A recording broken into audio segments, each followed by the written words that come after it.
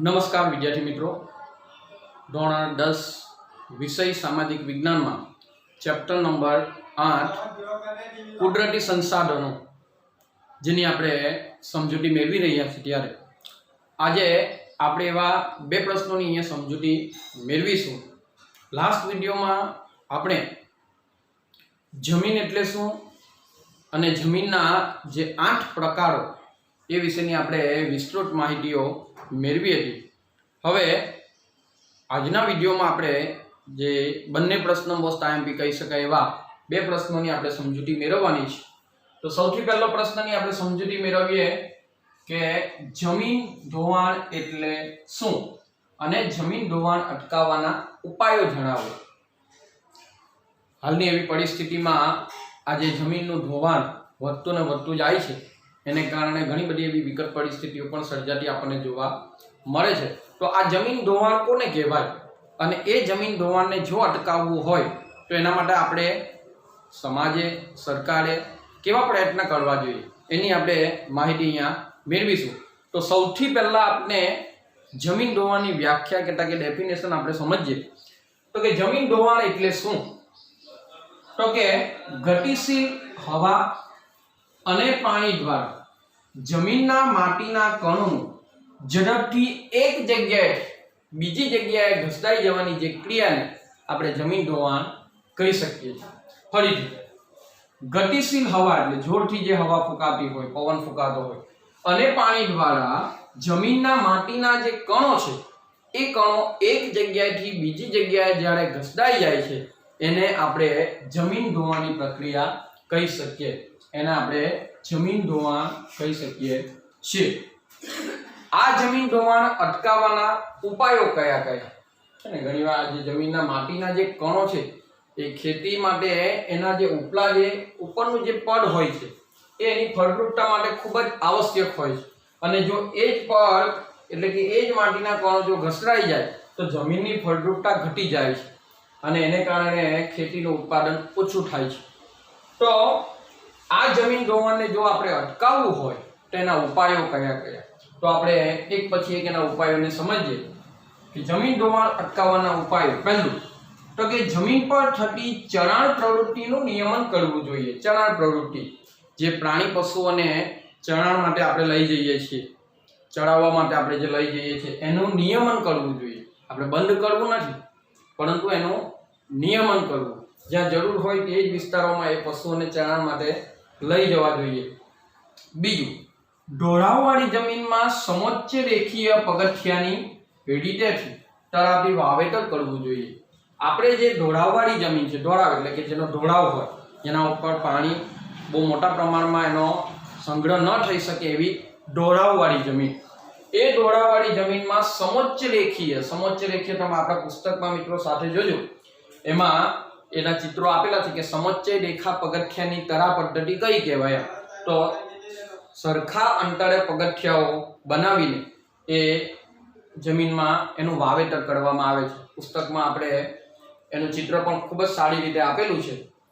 तो ए ढोळाववाળી जमीनमां समोच्च रेखीय पगथियानी रीतेथी वावेतर करवुं जोईए तो जमीनना धोवाणने आपणे अटकावी शकीए छीए। त्रीजुं, પડતર जमीनमां वृक्षारोपण करवुं जोईए। बहुत अगत्यनुं छे। પડતર जे जमीन छे आम ज पड़ी रहेली जे नकामी जमीन होय एनुं कोई उत्पादन के रेसिडेन्सी एरिया माटे पण न उपयोग थयो एवी जे પડતર जमीन छे एवी जमीनमां खास करीने वृक्षारोपण आपणे करवुं जोईए, जेथी करीने वृक्षोना जे मूळ होय ए माटीना कणोने जकड़ी राखे छे अने एने कारणे जमीननुं धोवाण अटकावी शकाय। ज्यां पाणीना वહેણા પડેલા હોય ત્યાં આડબંધ બાંધવા જોઈએ। પાણીના વહેણા પડવા એટલે તો કે પાણીના વહેણને કારણે જે ખાડા પડ્યા હોય એ ખાડા પડ્યા હોય ત્યાં આડબંધો બાંધવા જોઈએ। એટલે કે જ્યાં બંધારા જેને નાના મોટા ડેમ, ચેક ડેમ આપણે કહી શકીએ અથવા આડબંધ જે પાણીની ગતિના પ્રવાહને રોકી શકે એ બાંધવા જોઈએ। પાણીનો વેગ ધીમો પાડવા ઢાળવાળા ખેતરોમાં ખેડ કરવી જોઈએ। અમુક અમુક અંતરે એવા ખાડા કરવા જોઈએ, નાના મોટા ખાડા કરીએ तो जेथी करीने पाणीनो संग्रह करी ले अने पाणीनी गति एनाथी मंद पड़े तो एनाथी माटीना कणो धोवाता नथी। आगळ, खेतरनी फरते પાળા બાંધવા જોઈએ।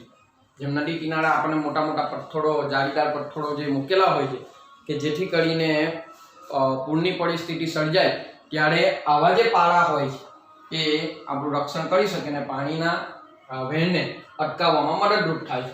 તો ખેતરની ફરતે પાળા બાંધવા જોઈએ। તો આવી રીતે જમીન ધોવાણની પ્રક્રિયાને આપણે એટલે કે જમીન ધોવાણને આપણે અટકાવી શકીએ છીએ કે જેથી કરીને આપણે ખૂબ જ સારું એવું વાવેતર કરી શકીએ। ખેતી માટે પણ એ જમીનના માટીના કણો ખૂબ જ ફળદ્રુપતા ધરાવતા હોવાને કારણે એનું ધોવાણ અટકાવવું ખૂબ જ જરૂરી છે। તો આ થયું જમીન ધોવાણ એટલે શું અને જમીન ધોવાણ અટકાવવાના ઉપાયો। તો આ રીતે આપણે આવી રીતે મુદ્દાસર આપણે એનો જવાબ લખી શકીએ છીએ।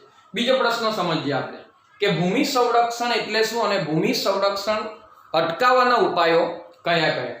ભૂમિ સંરક્ષણ મતલબ કે જમીનનું આપણે સંરક્ષણ કરવું। ભૂમિ એટલે જમીન અને જમીનની ડેફિનેશન આપણે અગાઉ જોઈ ગયા છે।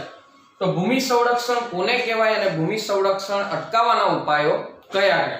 તો સૌથી પહેલા એની વ્યાખ્યા જોઈએ આપણે કે ભૂમિ સંરક્ષણ એટલે જમીનનું ધોવાણ અટકાવીને જમીનની જે ગુણવત્તા છે, અહીંયા શબ્દ ધ્યાનમાં આપજો, જમીનની જે ગુણવત્તા એટલે કે એની જે કઈ હિસ્સા પ્રમાણે એની જે ફળદ્રુપતા હોય, ખેતરો માટે એ ફળદ્રુપ વાળી જે જમીન હોય એની ગુણવત્તા જળવાવી જોઈએ, ઓછી થવી જોઈએ નહીં। એટલે ભૂમિ સંરક્ષણ એટલે જમીનનું ધોવાણ અટકાવીને જમીનની ગુણવત્તા જાળવવી એને ભૂમિ સંરક્ષણ કહેવામાં આવે છે।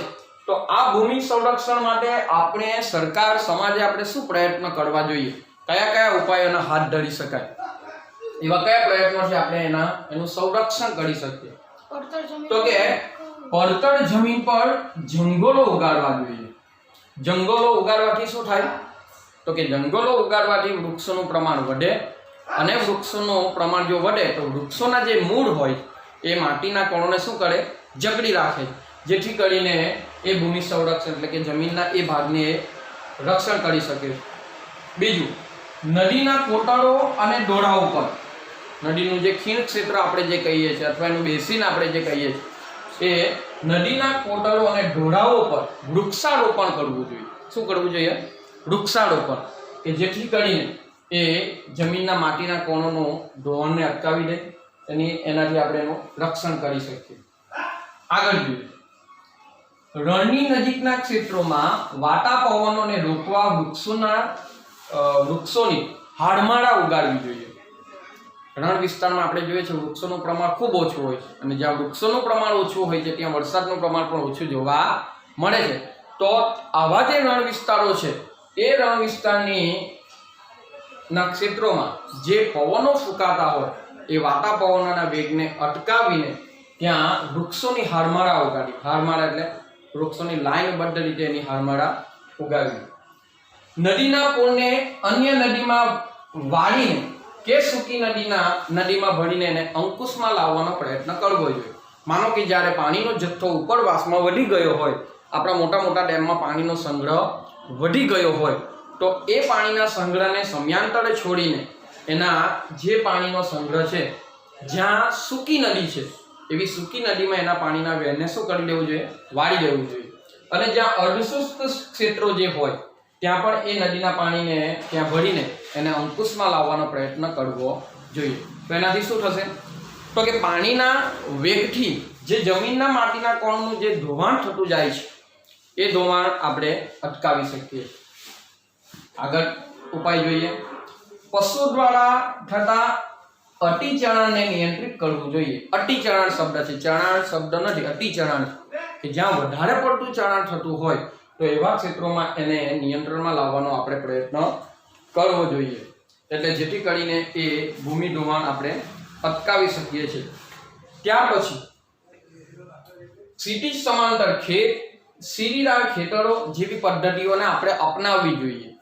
ક્ષિતિજ સમાંતર ખેત, ક્ષિતિજ એટલે સરખા ભાગવાળી જમીન હોય અને ત્યાંથી પછી ફરી પગથિયાવાળી સમોચ્ચ રેખીય પગથિયાની જમીનમાં આપણે વાવેતર કરવું જોઈએ। અને ખેતરોમાં પણ ઢોળાવવાળા ખેતરોમાં સીડીદાર ખેતરો, સીડી મતલબ પગથિયા, એ પગથિયાવાળા ખેતરોમાં બનાવીને આપણે એનું વાવેતર કરવું જોઈએ। ન ખ્યાલ આવે તો આપણા પુસ્તકમાં એનું ચિત્ર પણ આપેલું છે એ ચિત્રોને જોતા આપણને ક્ષિતિજ રેખા અને સમોચ્ચય રેખા અથવા સીડીદાર ખેતરો કોને કહેવાય તેના સ્પષ્ટ એવા ચિત્રો આપણા રંગીન ચિત્રો અંદર આપેલા છે. એમાં પણ આપણે નજર કરીશું તો એનાથી આપણને એનું ડેફિનેશન અથવા એના વાક્ય રચના ખ્યાલ આવશે. ફળદ્રુપતા જાળવવા પુનઃ સેન્દ્રિય પદાર્થોનું ઉમેરણ કરવું જોઈએ. એટલે કે જે ફળદ્રુપતા ગુમાવી બેઠેલી જમીન હોય, એટલે કે માનો કે જ્યાં માટીના કણોનું ધોવાણ થઈ ગયું હોય તો એવા વિસ્તારોમાં ખાસ કરીને એની ફળદ્રુપતાને ફરી લાવવા માટે, એની ફળદ્રુપતાને જાળવવા માટે આપણે સેન્દ્રિય પદાર્થો, આપણે જે રાસાયણિક ખાતરો નાખતા હોય, આપણે જે જૈવિક ખાતરો નાખતા હોય એ પદાર્થોનું આપણે ઉમેરણ કરવું કે જેથી કરીને એની ફળદ્રુપતામાં વધારો થાય. તો આવી રીતે આપણે ભૂમિ સંરક્ષણ કરી શકીએ છીએ. એવી રીતે આપણે આ જમીનનું રક્ષણ કરી શકીએ છીએ. કેમ? તો કે જો આ ભૂમિ સંરક્ષણ કરવામાં આવે તો સારી રીતે આપણે ખેત ઉત્પાદન માટે જમીનનો ઉપયોગ કરી શકીએ, ચણાણ પ્રવૃત્તિ માટેનો ઉપયોગ કરી શકીએ, વગેરે જેવા ઉપાયો વગેરે જેવા આપણે એનો લાભ લઈ શકીએ છીએ. આવી રીતે ભૂમિ સંરક્ષણ એટલે શું અને ભૂમિ સંરક્ષણ અટકાવવાના ઉપાયો, આ ઉપરોક્ત ઉપાયો જે છે એ કરવી ખૂબ જ તાતી જરૂરિયાત છે. કેમ? તો કે એના સંરક્ષણ માટે આજે સરકાર, સમાજ અને લોકોએ ખૂબ જ સારા એવા પ્રયત્નો કરવા જોઈએ કે જેથી કરીને વધુમાં વધુ આ જમીનની ફળદ્રુપતાનો આપણે ઉપયોગ કરી શકીએ. તો મિત્રો, દરેક વિદ્યાર્થી મિત્રો આ બોર્ડ ઉપરનો સ્ક્રીનશોટ લઈ અને એ સ્ક્રીનશોટ માંથી જ આપણે આ બંને પ્રશ્નો નોટમાં ઉતારવાના રહેશે. એટલે અહીંયા આપણે હોમવર્ક તરીકે આપણા આ બંને પ્રશ્નો આપણે લખવાના રહેશે. કયા કયા બે પ્રશ્નો હોમવર્ક તરીકે બંને પ્રશ્નો દરેક વિદ્યાર્થી મિત્રો નોટમાં નોટ કરે. પહેલો પ્રશ્ન છે જમીન ધોવાણ એટલે શું? જમીન ધોવાણ અટકાવવાના ઉપાયો જણાવો. અને બીજો સવાલ કે ભૂમિ સંરક્ષણ એટલે શું અને ભૂમિ સંરક્ષણ અટકાવવાના ઉપાયો કયા કયા? એટલે ભૂમિ સંરક્ષણના ઉપાયો જણાવો. આ બે પ્રશ્નો દરેક વિદ્યાર્થી મિત્રોએ નોટમાં લખવાના છે. અહીંયાથી તમે સ્ક્રીનશોટ લઈને પણ આ પ્રશ્નને તમારી નોટમાં ઉતારી શકો છો. તો મિત્રો, અહીંયા આપણું આ 8મું જે ચેપ્ટર છે કુદરતી સંસાધનો, એ કુદરતી સંસાધનોનું ચેપ્ટર અહીં આપણું પૂરું થાય છે.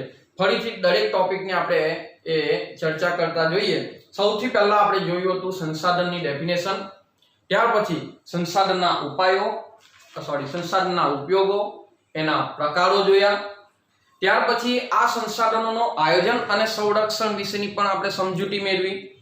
ત્યાર પછી જમીન નિર્માણની પ્રક્રિયા કઈ રીતે થાય છે અને એ જમીન નિર્માણ માટે કયા કયા એવા તત્વોનું પ્રમાણ અને એના દ્વારા જમીન નિર્માણ થાય છે એની ક્રિયા આપણે જોઈ.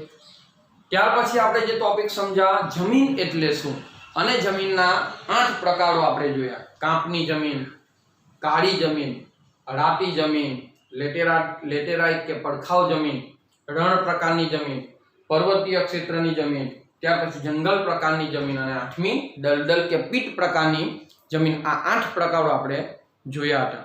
અને આજે આ વિડીયોમાં આપણે બે પ્રશ્નોની સમજૂતી મેળવી. જમીન ધોવાણ કોને કહેવાય અને એ જમીન ધોવાણ અટકાવવાના ઉપાયો કયા કયા. અને બીજો પ્રશ્ન ભૂમિ સંરક્ષણ એટલે શું, એ ભૂમિ સંરક્ષણના ઉપાયો કયા કયા. તો સમગ્ર આપણું જે 8મું ચેપ્ટર છે કુદરતી સંસાધનો, એ કુદરતી સંસાધનોનું ચેપ્ટર અહીં આપણું પૂરું થાય છે. દરેક મિત્રો, વિદ્યાર્થી મિત્રો, જો કદાચ આપણે સ્વાધ્યાયમાં કોઈ પ્રશ્ન ન આપ્યા હોય તો એ સ્વાધ્યાયના પ્રશ્નો પણ પોતાની નોટમાં ઉતારી લેશે. અત્યાર સુધીના જેટલા કે પ્રશ્નોની ચર્ચા કરી એમાં આપણા પ્રશ્નો બધા આવી ગયા હશે. અંદર જે MCQ આપેલા છે એ પણ દરેક વિદ્યાર્થી મિત્રો નોટમાં લખશે. હવે આપણે નવા વિડીયોમાં નવા ચેપ્ટર સાથે ફરી મળીશું. એટલે દરેક વિદ્યાર્થી મિત્રો આ ચેપ્ટરનું ફરીથી એકવાર રિવિઝન પણ કરી લે. Thank you.